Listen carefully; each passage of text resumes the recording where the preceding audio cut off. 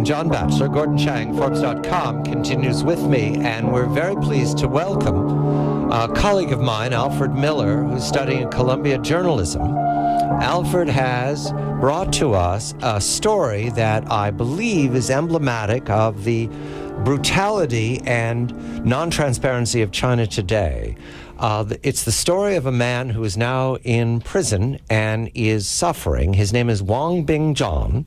He's a Chinese citizen, and we're welcoming Tiana, his daughter, here in studio. Tiana, you are a Canadian citizen, is that correct? That's correct. Wonderful.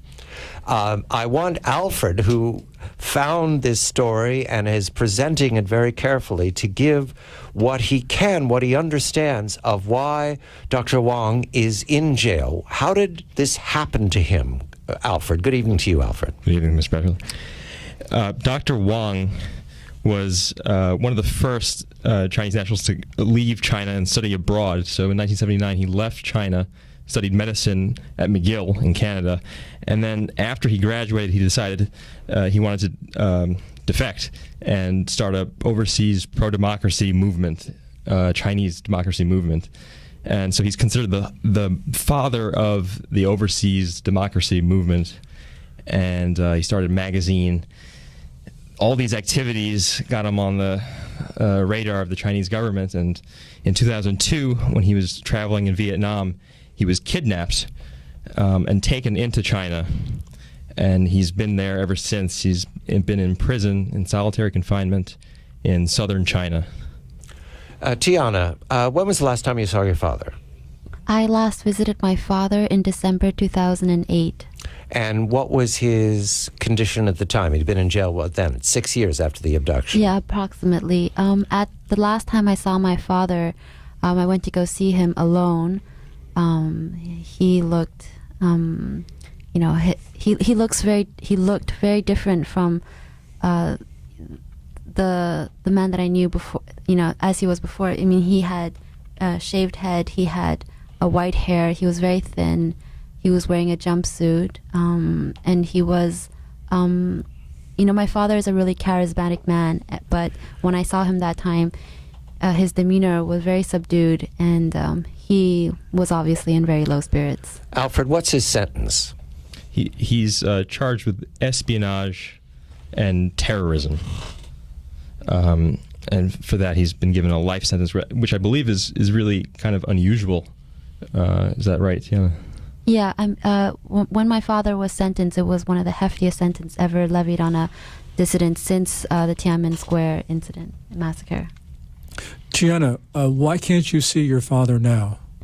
Well, since my father's imprisonment, I've been very outspoken for his release. I've lobbied for him in D.C. and spoken out about his case in the media. And although the Chinese embassy does not tell me specifically why I'm no longer welcome to visit my father, I assume it's for things I have said and done on his behalf. And what is the condition of your father now? Well, the last person to visit my father was my aunt. She went to go see him in August this year, beginning of August, and she came back heartbroken because my father was, his mental health has deteriorated to the point where we start asking ourselves how meaningful his freedom would be.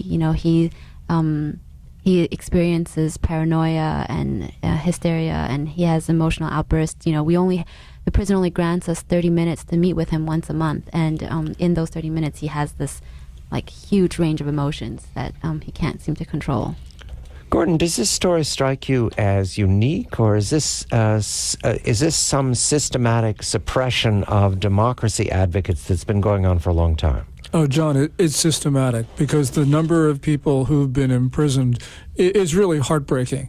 Each story, as tragic as it is really just a mosaic, part of a mosaic, because the government just represses those views it doesn't like. And certainly it doesn't like people who believe that the Chinese people should speak for themselves. Tiana, in your correspondence with Canadian authorities and American authorities, what do they tell you about your father's fate? Well, I mean, I don't think anyone would tell me to my face that his case is hopeless, but it's obviously a very difficult case, we've been working at it for 10 years now with, little measurable success. But, from my experience, everyone's very sympathetic. It's just we all question, what we can do to help him. Alfred, to your understanding, they accused him of being a spy or some fantastic idea of blowing up an embassy. In your researches, is this typical to come up with some preposterous, melodramatic plot out of what you'd have to say is a romance novel and then drag somebody across international borders? Well, I think it is not uncommon for the Chinese government to use foreign police forces to locate and deliver persons of interest. So, like, if you're a Chinese citizen wanted by the Chinese government, I wouldn't recommend traveling in Vietnam or Cambodia. Right. The charges against him are really pretty nebulous. There was one concrete piece of evidence that they brought, which was that they accused him of plotting to blow up the Chinese embassy in Thailand.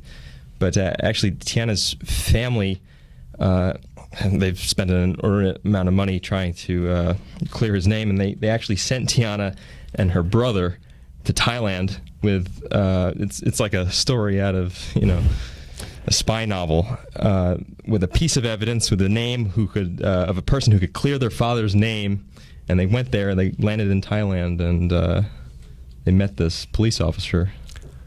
So in 2009, late 2009, my brother and I wanted to, we had heard exonerations from other people, but we wanted to hear it ourselves.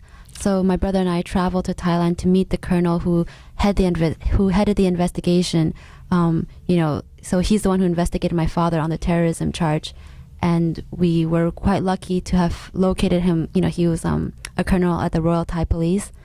And we were really lucky to have been able to locate him, and he kindly met with us and exonerated my father of the terrorism charge and gave us a lot of clarity as to the investigation. Gordon, does the regime consider this a success to be so rude and blunt about grabbing people and do they think that intimidates democracy advocates? Because clearly the record for the last several hundred years that it does not.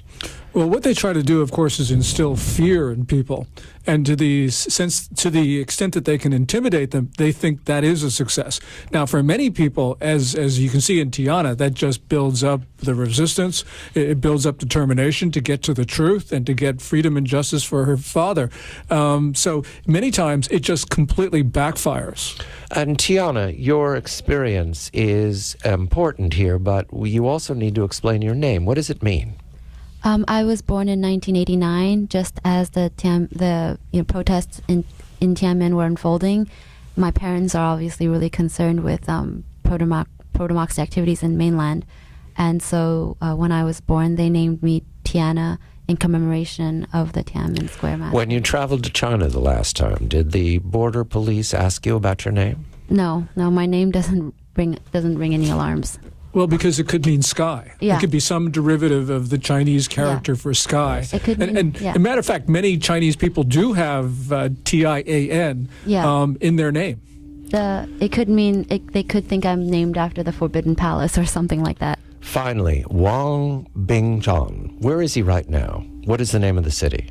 Oh, my father is being held in Beijiang prison, which is in Shaoguan. Shaoguan is approximately 3 hours north of Guangzhou, which is 2 hours from Hong Kong.